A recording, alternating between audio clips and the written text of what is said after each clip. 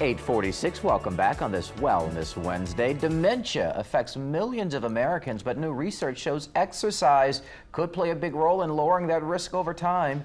Joining us this morning, we've got fitness and nutrition expert, the man himself, Mackie Shilstone, to break down when moving your body matters most. Good morning. Good morning. Happy New Year. You know, Brandon, you talk about it affects millions. Let me give you an idea of what it affects. 57 million people globally have a diagnosis.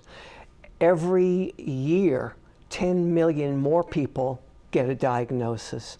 That means that every 3 to 3.2 seconds around the clock, somebody's getting a dementia diagnosis.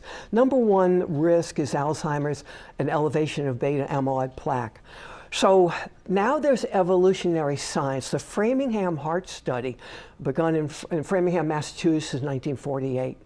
And of course it was looking at heart disease, and you mentioned the Bogalusa winner of the lottery. Well, one of the longest running heart studies is in the Bogalusa heart study. But in Framingham, it's gone on so long that in 1971 they began the offspring study, Framingham Offspring. Right. That's when they began to look at enrolling people from 5 years of age all the way through 70. They followed them. Every 4 years, they began to see physicals. And then they started adding in this cognitive. And it's fascinating what they found. So let's talk to you. Take a look. Early adulthood is 26 to 44 years of age. There was no measurable dementia protection. Why? Because it doesn't show up then. But look at midlife of 40. It just like that. 45 to 64, exercise had the strongest effect. And later in life, there was a clear benefit. Now, let's talk about intensity, what they learned in terms of the intensity. Early adulthood, the impact of exercise really, again, had no impact because it hadn't shown up.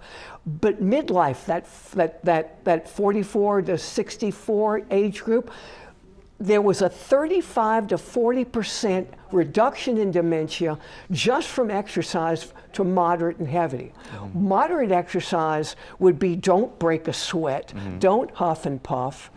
Vigorous would be break a sweat, huff and puff. The requirement for vigorous is 75 minutes of vigorous exercise every week or 150 minutes of moderate exercise. Here's what's fascinating. There is a gene called the ApoE4 gene. It's called an allele, and that is a genetic marker of who's at risk. What was found that in midlife, that's at 46 years of age on up to about 65, there really wasn't an effect on that gene.